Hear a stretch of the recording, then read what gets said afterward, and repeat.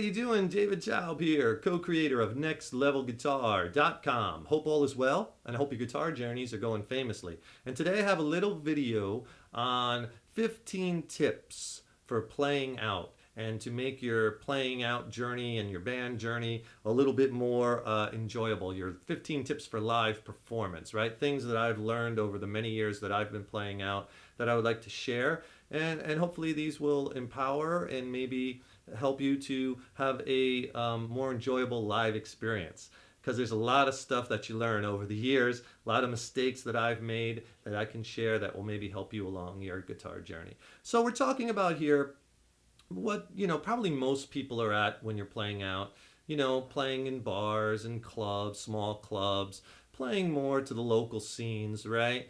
And there's an art to it, and there's a lot of do's and don'ts. And I'm sure if you're going through it, things you're finding out, right? So let's just hop right into the list. They're not in any particular order as far as more relevant or less relevant. It's just a mix of them. The first thing is one of the most crucial things is have backup. Have backup for all your gear, for PA stuff. I mean, whatever you're bringing, you want to have backup, because think of it like this. If it can break down, it will.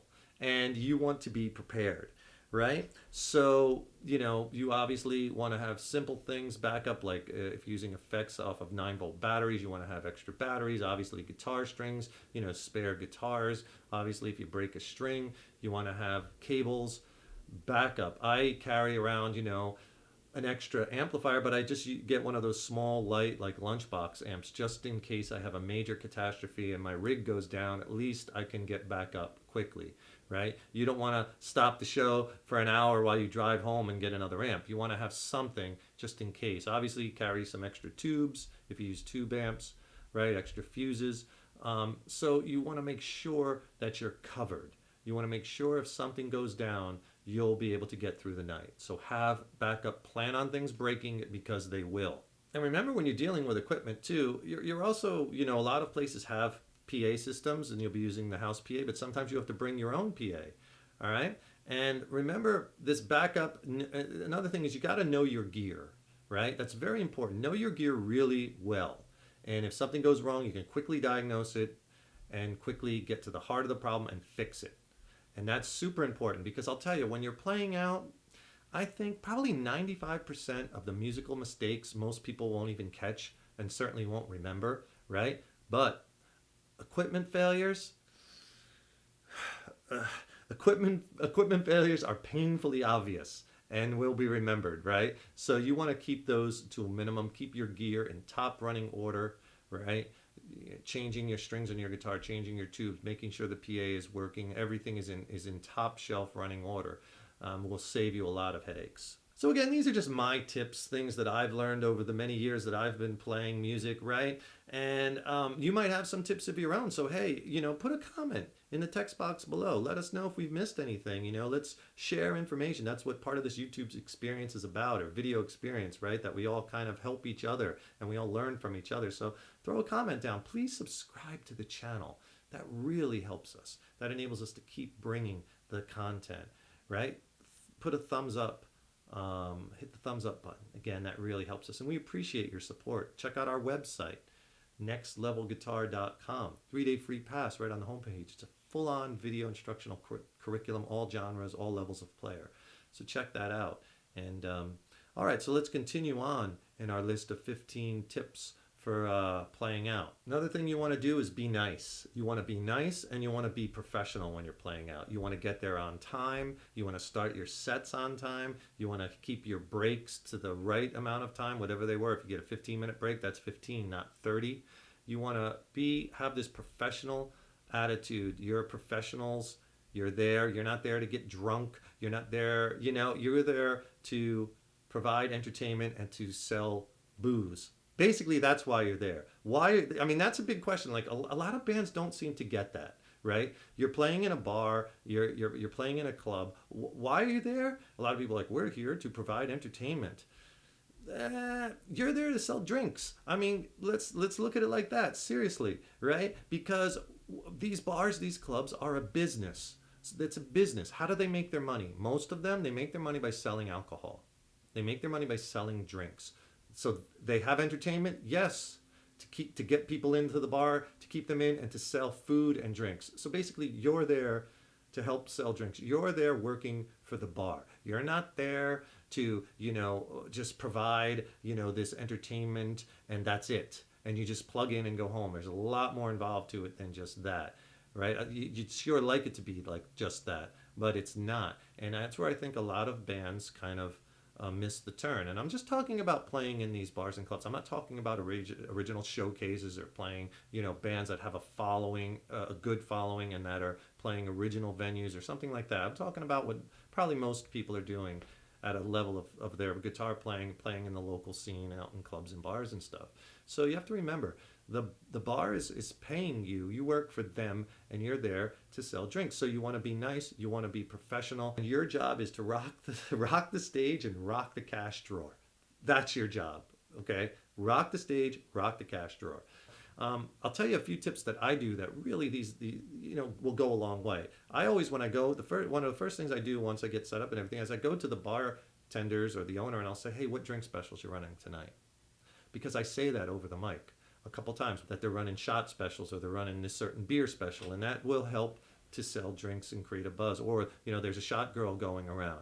So I always find out what the drink specials are. The other thing is we always tell the crowd, it sounds, you always hear this, but it's kind of nice to do. Send a shout out, tell people, hey, support the bartenders, support the servers, be nice to the security guys. It makes a big difference. And you'll see when you build that up and you build that rapport with the staff.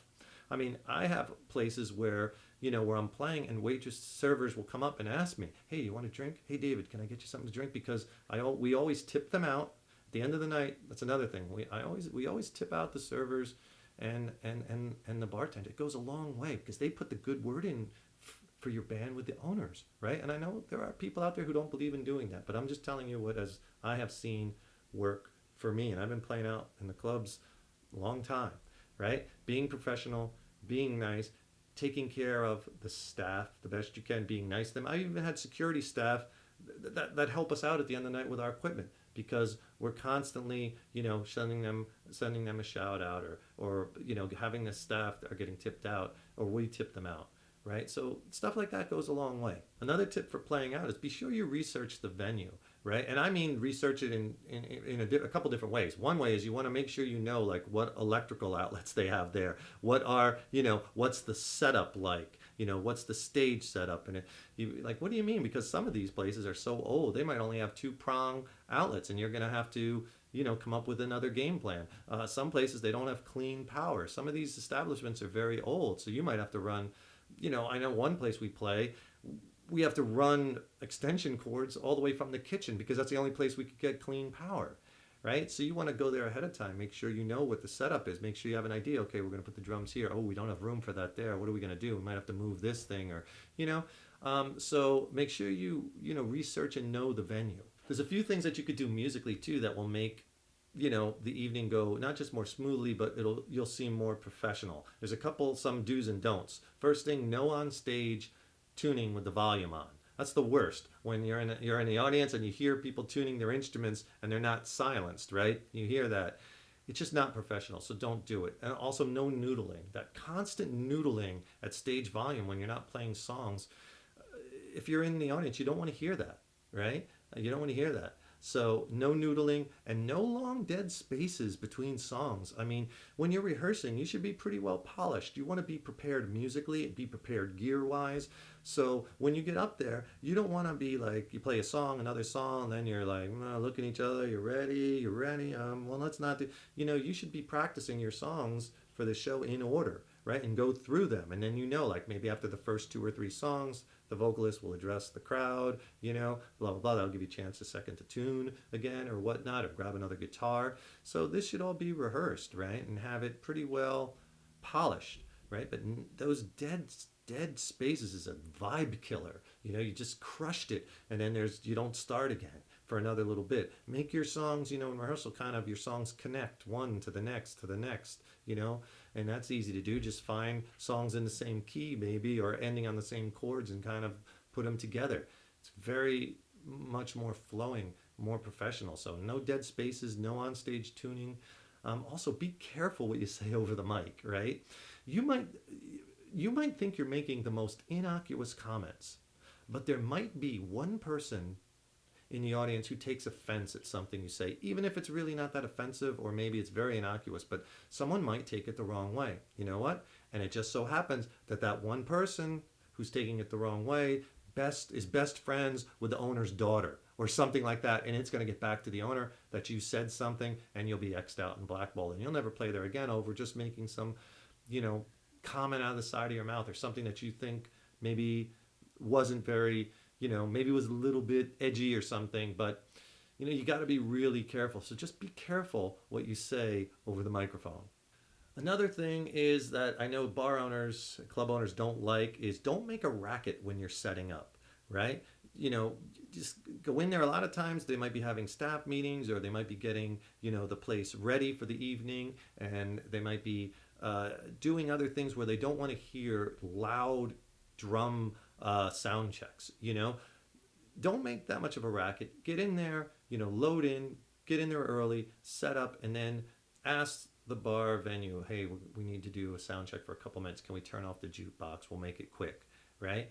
Always be mindful of what's going on in the bar. Again, these are things that are going to make you have that more professionality to you and will get you asked back, right? The other thing is, again, remember, why are you there? Why are you there? You're there to sell drinks, right? You're there to help make the club money. You know, you could be the greatest band ever, and you play a flawless show. If there's nobody there, you're not going to get asked back, right? Because the bar is there to make money. The club is there to make money. It's a business. You have to bring people in.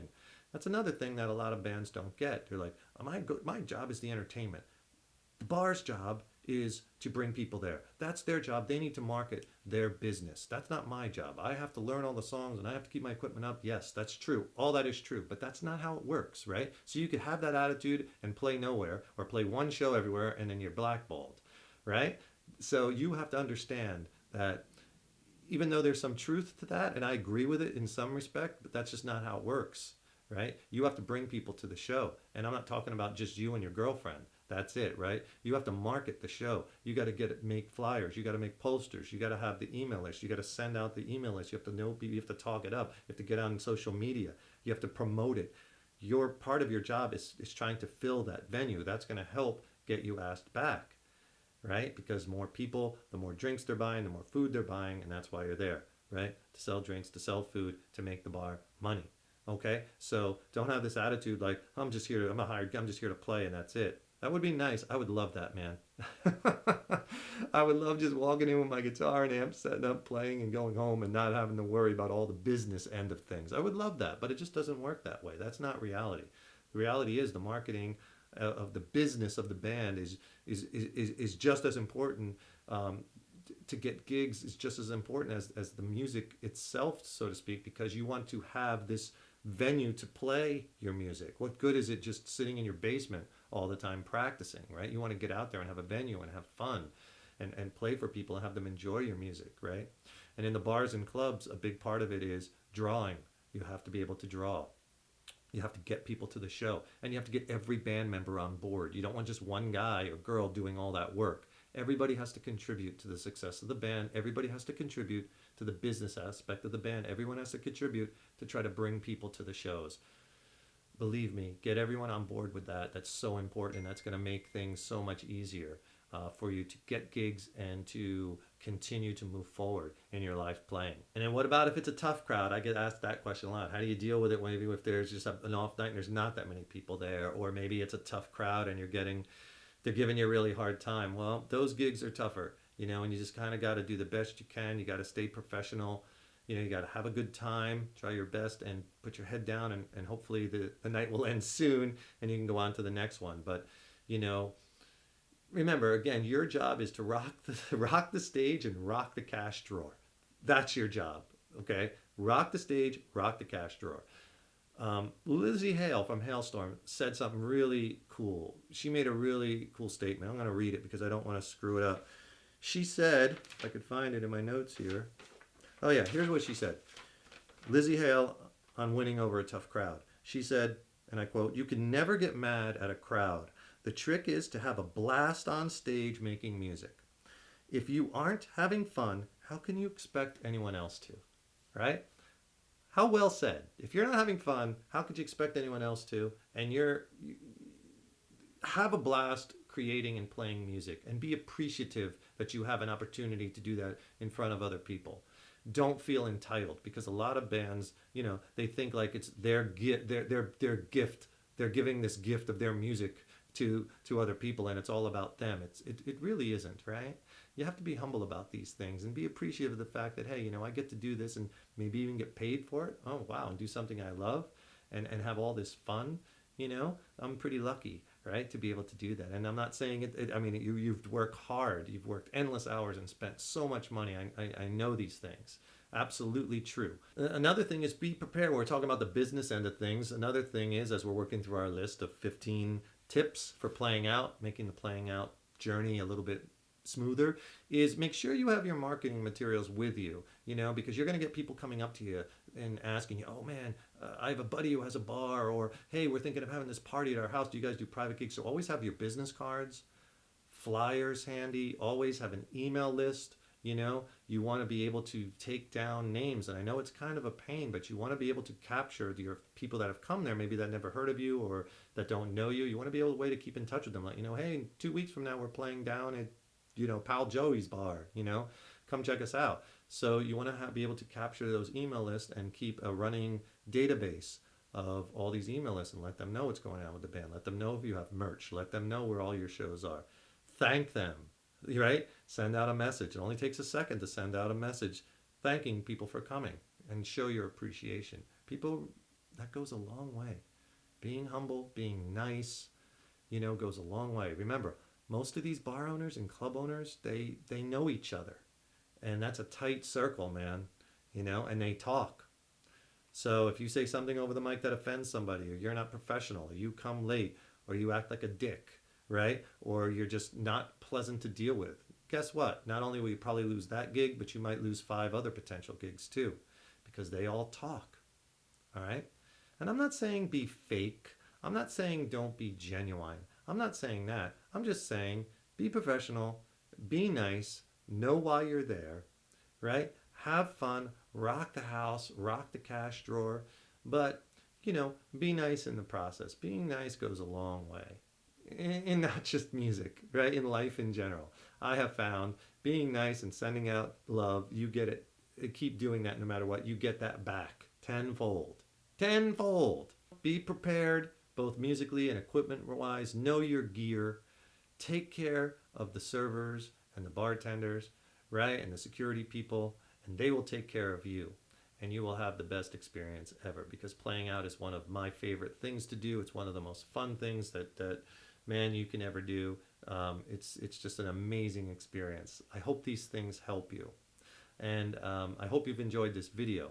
And remember, I'll put some links in the text box below, Facebook and some other stuff you might be interested in. Check those out. Please subscribe to the channel. That really helps us, right? That really helps us to keep these videos coming. Put some comments in the comment box. Maybe there's things that I forgot that we needed to add to the list that you have learned. Because we want to share this information. This is all about this YouTube video community, sharing of information, learning and helping each other. People read those comments and might be like, oh wow, that's a good one too. Put that on the list, right? So just put a comment down there and give us a thumbs up. Subscribe to the channel. Check out our website, nextlevelguitar.com. Over 1,850 video lessons, full-on structured curriculum, all genres of music, all levels of player, right? 3-day free pass right on the homepage. Be sure and check that out. Thank you so much for the support. If you have any questions, drop us an email, right? I'm David Taub, co-creator of Next Level Guitar. Thanks again for watching, and we will see you soon. Take care and keep rocking and have fun playing out. Later.